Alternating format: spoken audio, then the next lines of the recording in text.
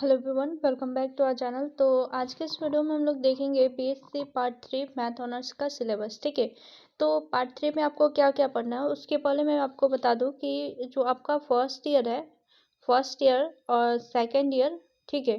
तो first year में आपको 2 पेपर पढ़ने होते हैं, ठीक है, पेपर 1 और पेपर 2। ठीक है, सेकंड ईयर में भी आपको 2 पेपर पढ़ने होते हैं, पेपर 3 और पेपर 4। तो उसके बाद आपको थर्ड ईयर, ठीक है, तो थर्ड ईयर में आपको 4 पेपर पढ़ने होते हैं। ठीक है, फर्स्ट ईयर में आपका सब्सिडी होता है, सेकंड ईयर में भी आपका सब्सिडी होता है और थर्ड ईयर में आपको 4 पेपर पढ़ने होते हैं और इसमें आपका सब्सिडी नहीं होता, बल्कि एक ऑप्शनल पेपर होता है जो कि आपका जीके जी से पूछा जाता है। कोई ज़्यादा टफ नहीं होता है, बट आपको थोड़ा बहुत नॉलेज होगा तो आप अच्छे से लिख पाइएगा।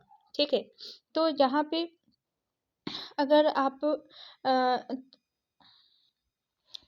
तो यहाँ पे हम लोग देखेंगे बीएससी थर्ड ईयर का सिलेबस। ठीक है, तो चलिए हम स्टार्ट करते हैं बीएससी पार्ट 3 का, जो मैथ ऑनर्स का आपका थर्ड ईयर का सिलेबस है। तो जैसा कि मैंने बताया कि पार्ट 3 में आपको टोटल कितने पेपर हैं, टोटल 4 पेपर हैं। ठीक है, तो फर्स्ट पेपर आपका होता है रियल एनालिसिस का, सेकेंड पेपर होता है आपका, फर्स्ट पेपर में आपका 3 ग्रुप होता है, ठीक है, जो कि रियल एनालिसिस का ही होता है। ठीक है, और जैसा कि आपको पहले टाइमिंग मिलता था 3 आवर्स का और 100 मार्क्स का एक पेपर होता था, वैसे ही आपका 100 करके 4 पेपर जब होगा तो ये 400 मार्क्स का आपका टोटल हो जाएगा। ठीक है, और प्रत्येक पेपर के लिए आपको 3 आवर का टाइम मिलेगा और जिसमें से 12 क्वेश्चन रहेगा प्रत्येक पेपर में और उसमें से 6 क्वेश्चन का आंसर कोई भी आप सिलेक्ट करके दे सकते हैं।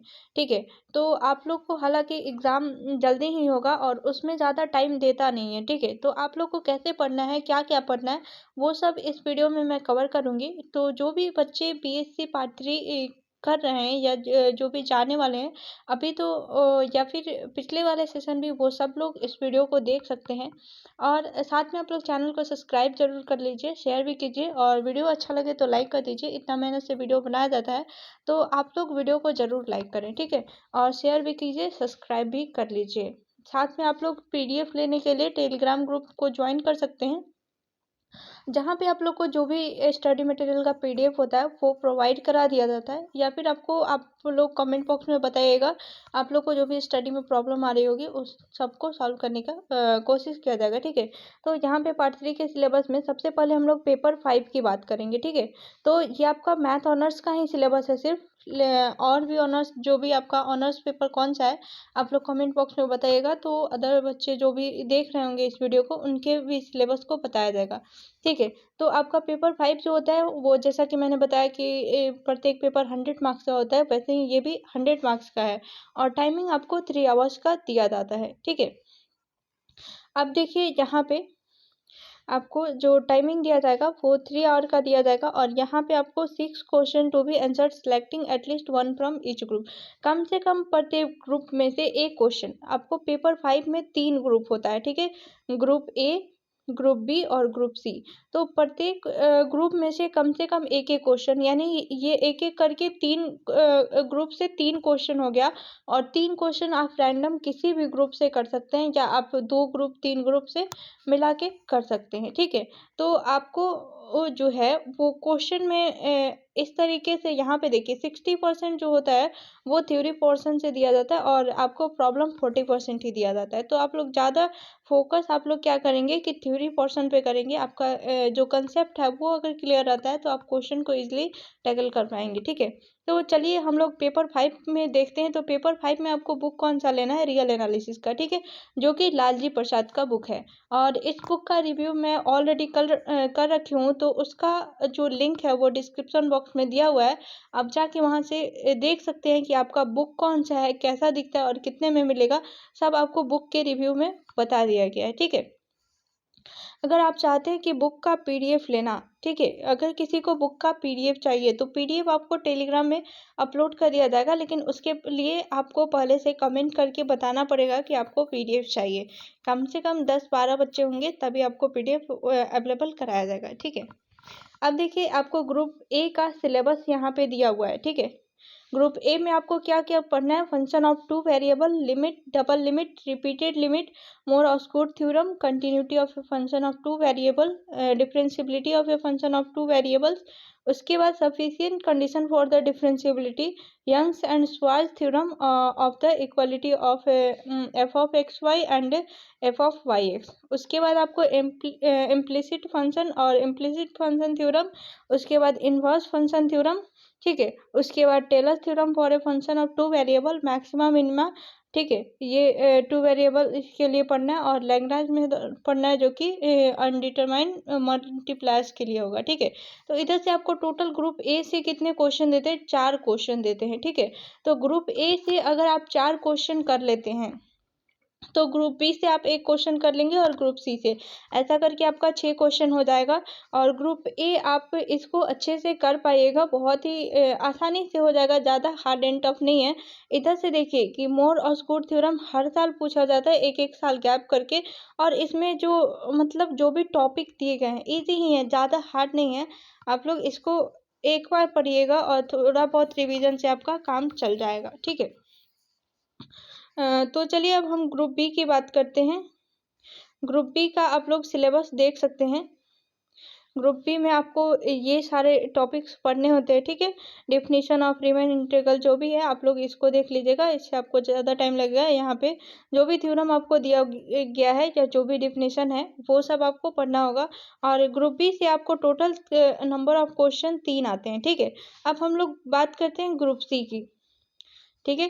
ग्रुप सी में हम लोग देखेंगे कि कौन कौन से टॉपिक है, ठीक है। ग्रुप सी में इतने सारे टॉपिक्स हैं और इससे आपको टोटल क्वेश्चन 4 आते हैं, ठीक है। तो यहाँ से भी आप चाहे तो जैसे भी आपको लगे, आपको टोटल ए बी और सी तीनों ग्रुप मिला के आपको टोटल कितने क्वेश्चन करने हैं, 6 क्वेश्चन करने हैं। तो आप किसी में भी जिसमें आपको कंफर्टेबल लगे वो क्वेश्चन आप आसानी से कर सकते हैं, ठीक है।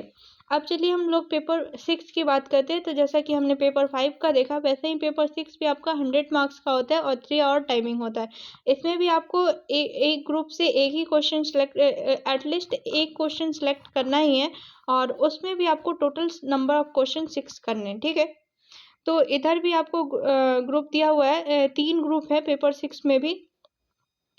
इधर आपको कौन कौन से ग्रुप है, फर्स्ट ग्रुप में आपको ग्रुप थ्योरी पढ़ना है, ठीक है। ग्रुप ए में आपको ग्रुप थ्योरी का टॉपिक है, आपको बीएससी सेकेंड ईयर में आपको ग्रुप थ्योरी मिला होगा, और रिंग्स भी मिला होगा, ठीक है। जो कि आपको मॉडर्न अलजेब्रा पेपर 3 का जो ग्रुप सी है उसमें आपको पढ़ना होगा, ठीक है। तो ये आप अगर AR वशिष्ठा का बुक ले लेते हैं तो आपको इससे तीनों के तीनों टॉपिक यानी ग्रुप बी कवर हो जाएगा। तो इसके लिए आपको कोई ज़्यादा बुक लेने की ज़रूरत नहीं है, बस आप AR वशिष्ठा का बुक जाके लीनियर अलजेब्रा, एब्स्ट्रैक्ट अलजेब्रा का ले लीजिएगा, जिससे आपको ग्रुप थ्योरी, रिंग्स और लीनियर अलजेब्रा तीनों कवर हो जाएगा, ठीक है। इसमें भी आपको ग्रुप ए से 4 क्वेश्चन होता है, और ग्रुप बी में आपका रिंग्स पढ़ना होता है जिससे आपका 4 क्वेश्चन होता है, और ग्रुप सी में आपका लीनियर अलजेब्रा है जिससे भी आपको 4 क्वेश्चन होता है। और इधर भी आपको टोटल तीनों ग्रुप से आपको टोटल नंबर ऑफ क्वेश्चन कितने बनाने हैं, 6, और एटलीस्ट 1 क्वेश्चन तो प्रत्येक ग्रुप से सिलेक्ट करना ही है, ठीक है। और बाकी आप जिस ग्रुप से कंफर्टेबल हो उधर से 3 क्वेश्चन और कर लीजिएगा, ठीक है। अब हम लोग पेपर 8 की बात करते हैं, सॉरी पेपर 7 की। तो पेपर 7 में हम लोग देखेंगे कि ये भी आपका 100 मार्क्स का होता है, 3 आवर टाइमिंग, और सेम पैटर्न होता है, 6 क्वेश्चन का आंसर देना, जो कि 12 क्वेश्चन आपको टोटल एग्जाम में मिलेंगे, जिसमें से कोई भी आप 6 क्वेश्चन बना सकते हैं। कम से कम प्रत्येक ग्रुप में से 1 क्वेश्चन जरूर करना है। तो इसमें ग्रुप ए में आपको स्टैटिक्स और डायनेमिक्स दोनों मिल जाएगा। अगर आपने जो सेकेंड ईयर में स्टैटिक्स डायनेमिक्स पढ़ा है तो आपके लिए ईजी होगा, अदरवाइज फिर भी आप पढ़ने की कोशिश कीजिएगा तो हो जाएगा, ठीक है। इधर देखिए आपको स्टैटिक्स से 4 क्वेश्चन और डायनेमिक्स से 4 क्वेश्चन होते हैं, ठीक है। तो आप ग्रुप ए से एक क्वेश्चन कम से कम करना ही है। उसके बाद ग्रुप बी में देखिए ग्रुप बी में आपको है कि अट्रैक्शन एंड पोटेंशियल है और हाइड्रोस्टैटिक्स, ठीक है। तो इधर अट्रैक्शन एंड पोटेंशियल से आपको 2 क्वेश्चन आते हैं और हाइड्रोस्टैटिक्स से 2 क्वेश्चन आता है, ठीक है। इसके लिए अलग अलग बुक लीजिएगा या फिर आप यूट्यूब से भी पढ़ सकते हैं। उसके बाद देखिए आप ग्रुप सी की बात करें तो ये अगर आप बीएससी सेकेंड ईयर में लालजी प्रसाद का अगर डिफरेंशियल इक्वेशन का बुक लिए हैं तो फिर तो आपको बुक लेने की ज़रूरत नहीं, उसी से आपका डिफरेंशियल इक्वेशन कवर हो जाएगा, ठीक है। तो अगर आपके पास लालजी प्रसाद का बुक है सेकेंड ईयर में आपने लिया है मोटा वाला, तो फिर उससे आप कर सकते हैं। और देखिए डिफरेंशियल इक्वेशन के इतने सारे टॉपिक्स हैं और इसमें आपको टोटल 4 क्वेश्चन करने होते हैं, ठीक है। अब चलिए हम लोग बात करते हैं पेपर 8 की। पेपर 8 में आपको जो कि ऑप्शनल पेपर है जैसा कि मैंने बताया, और ऑप्शनल पेपर में क्या होता है कि आपको ऑप्शंस रहते हैं, ठीक है। ऑप्शनल पेपर में आप या तो स्फेरिकल एस्ट्रोनॉमी ले सकते हैं, ठीक है, जो कि अगर ये लेते हैं तो आपको एम एल खन्ना का बुक लेना है, ठीक है। 100 मार्क्स, पैटर्न सेम ही रहता है, 3 आवर टाइमिंग रहता है, कोई भी 6 क्वेश्चन आपको का आंसर देना होता है, ठीक है। उसके बाद आप अगर स्फेरिकल एस्ट्रोनॉमी नहीं लेना चाहते तो आप लेंगे न्यूमेरिकल एनालिसिस, और मैं रेफर करूँगी न्यूमेरिकल एनालिसिस क्योंकि मेरे चैनल पर भी आपको न्यूमेरिकल एनालिसिस के वीडियोस अवेलेबल हो जाएंगे, ठीक है। तो न्यूमेरिकल एनालिसिस आपको ज़्यादा हार्ड नहीं लगेगा, मतलब आप पढ़िएगा तो कुछ भी हार्ड नहीं है, लेकिन आप उसको ईजिली कर सकते हैं। कुछ थोड़ा इंटरेस्टिंग भी है, तो मेरे को अच्छा लगा तो मैंने न्यूमेरिकल एनालिसिस का ही इधर आपको लेक्चर मिलेगा, ठीक है।